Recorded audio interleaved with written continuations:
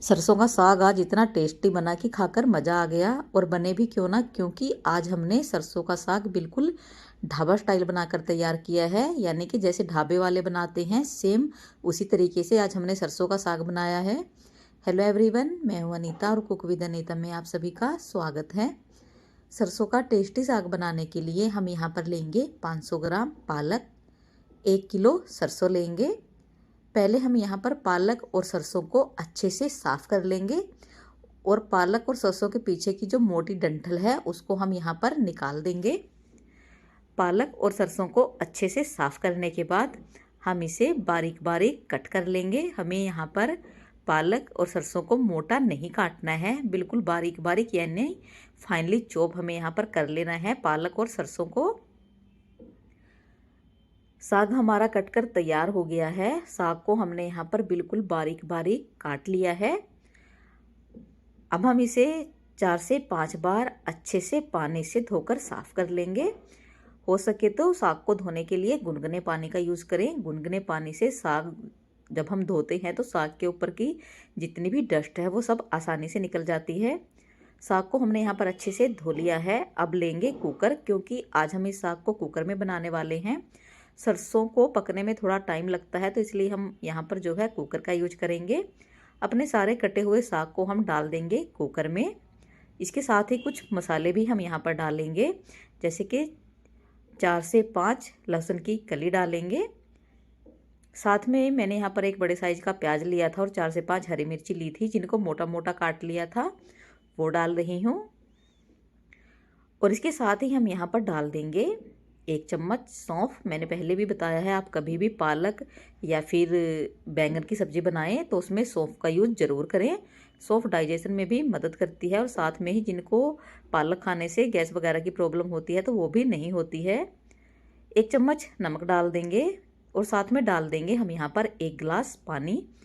ज़्यादा पानी का यूज़ हम नहीं करेंगे, सिर्फ 1 गिलास पानी ही डालेंगे ताकि साग जो है वो अच्छे से बॉईल हो जाए। पानी डालने के बाद हम यहाँ पर कुकर का ढक्कन लगाएंगे और कुकर को आंच पर रख देंगे। आंच का फ्लेम हम यहाँ पर कर देंगे हाई, और हाई फ्लेम पर कुकर में 2 विसल आने देंगे।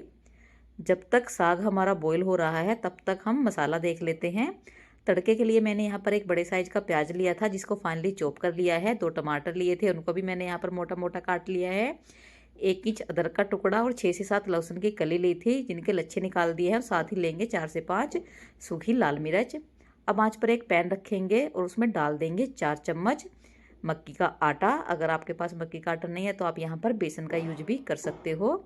आंच का फ्लेम मीडियम रखेंगे और मीडियम फ्लेम पर 3 से 4 मिनट के लिए मक्की के आटे को अच्छे से बढ़िया से भून लेंगे, ताकि मक्की के आटे का जो कच्चापन है वो दूर हो जाए। आटा हमारा अच्छे से भुन गया है। अब हम यहाँ पर आंच को बंद करेंगे और पैन को साइड में रखेंगे। 2 विसल आ चुकी हैं, कुकर हमारा ठंडा हो चुका है। अब हम यहाँ पर ढक्कन खोलेंगे और ये देखिए साग हमारा अच्छे से बॉईल हो गया है। अब हम यहाँ पर एक मैसर लेंगे और मैसर की मदद से साग को अच्छे से मैश कर देंगे 3 से 4 मिनट तक। हमें यहाँ पर साग को अच्छे से बढ़िया से मैश कर लेना है, क्योंकि हम यहाँ पर साग को ग्राइंड नहीं करेंगे। ढाबे वाले कभी भी साग को जो है मिक्सी में डालकर नहीं पीसते हैं, वो इसी तरह से जो है साग को मैश कर देते हैं। साग हमारा अच्छे से मैश हो गया है। अब हम यहाँ पर क्या करेंगे, जो हमने मक्की का आटा भून कर रखा हुआ है वो थोड़ा थोड़ा साग में डालेंगे और इसको मैसर की मदद से साग के साथ मिक्स करते जाएंगे।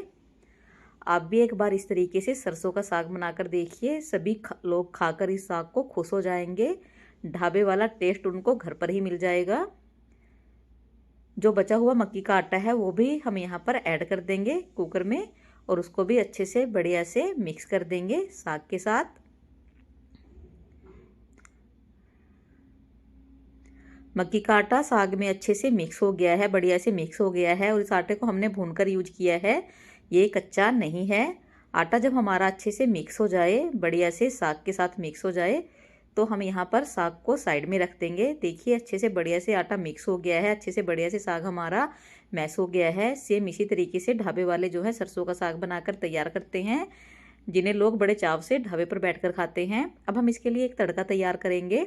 तड़के के लिए आंच पर कढ़ाई रखेंगे, आंच का फ्लेम हाई रखेंगे और उसमें डाल देंगे 1 चम्मच बड़ा सरसों का तेल। आप चाहो तो देसी घी भी डाल सकते हो। तेल जब अच्छे से गर्म हो जाए तो हम यहाँ पर 4 से 5 सूखी लाल मिर्च डाल देंगे। लाल मिर्च का जब कलर चेंज हो जाए, इसके साथ ही हम यहाँ पर डाल देंगे 2 से 3 चम्मच भरकर साबुत धनिया के बीज, जिनको हमने दरदरा कोट लिया था। मैंने यहाँ पर धनिया को भून कर लिया है। जब धनिया हमारा अच्छे से चटक जाए, फिर हम यहाँ पर डाल देंगे अपने फाइनली चॉप किए हुए प्याज। आज का फ्लेम हाई रखेंगे। हाई फ्लेम पर प्याज को अच्छे से भून लेंगे। जब प्याज हमारे 50% तक पक जाएं, तो फिर हम यहाँ पर अदरक और लहसुन के लच्छे डालेंगे और इनको भी प्याज के साथ अच्छे से बढ़िया से भूनकर तैयार कर लेंगे। मसाला हमारा अच्छे से भुन गया है। इस स्टेज पर हम यहाँ पर आँच का फ्लेम लो कर देंगे और कढ़ाई में डाल देंगे 1 से 1.5 चम्मच लाल मिर्ची। मैंने यहाँ पर तीखे वाली लाल मिर्ची ली है, क्योंकि साग में मिर्ची थोड़ी ज़्यादा डलती है। 1/4 चम्मच के करीब हम यहाँ पर हल्दी पाउडर डालेंगे। 2 चम्मच भरकर डाल देंगे धनिया पाउडर और इसके साथ ही हम यहाँ पर 1 से 1.5 चम्मच नमक डालेंगे। इस बात का ध्यान रखें, 1 चम्मच नमक हमने साग को उबालते वक्त डाला था। मसाले को अच्छे से भूनेंगे 1 मिनट के लिए। मसाला जब हमारा अच्छे से भून जाए, फिर हम यहाँ पर डाल देंगे अपने रफली चॉप किए हुए टमाटर को हम यहाँ पर मसाले के साथ अच्छे से मिक्स करेंगे, बढ़िया से मिक्स करेंगे। और जब टमाटर मसाले के साथ अच्छे से मिक्स हो जाएं, तो हम यहाँ पर कढ़ाई का ढक्कन लगाएंगे और ढक्कन लगाकर टमाटर को 3 से 4 मिनट के लिए मीडियम हाई फ्लेम पर पकने देंगे, ताकि टमाटर जो हैं वो अच्छे से नरम हो जाएं, बढ़िया से नरम हो जाएं। अगर आपको मेरी ये वीडियो पसंद आ रही हो तो प्लीज़ वीडियो को लाइक करें, चैनल को सब्सक्राइब करें। अगर फेसबुक से देख रहे हैं तो पेज को फॉलो करें। टमाटर हमारे अच्छे से नरम हो गए हैं। एक बार मसाले को अच्छे से मिक्स करेंगे और मिक्स करने के बाद हम इसमें डाल देंगे सरसों का साग, यानी कि जो साग हमने मैश करके रखा होता वो हम यहाँ पर डाल देंगे और साग को अच्छे से बढ़िया से मसाले के साथ मिक्स कर देंगे।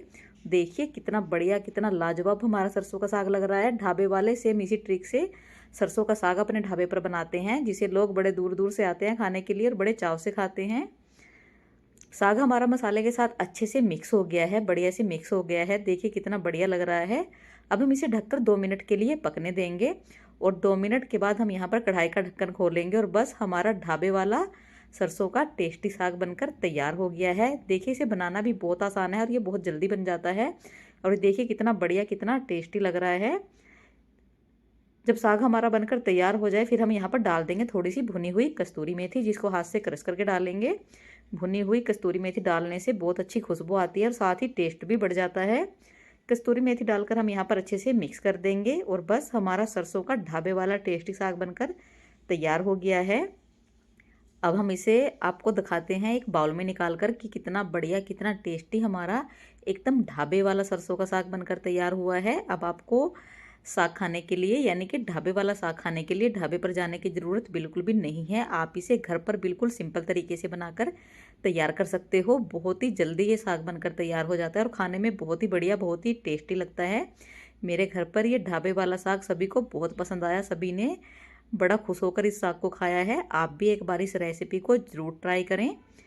ये देखिए साग को हमने बाउल में डाल दिया है और इसके साथ ही हम इसमें डाल देंगे थोड़ा सा मक्खन, क्योंकि ढाबे वाले भी सेम इसी तरीके से मक्खन डालकर साग में देते हैं। वो तो हम भी यहाँ पर 1 से 1.5 चम्मच मक्खन डालेंगे, जो हमारे सरसों के साग के टेस्ट को और भी बढ़ा देगा। तो देखिए हमारा एकदम ढाबे वाला सरसों का साग बनकर तैयार है। वीडियो अच्छी लगे तो लाइक करें, चैनल को सब्सक्राइब करें। धन्यवाद।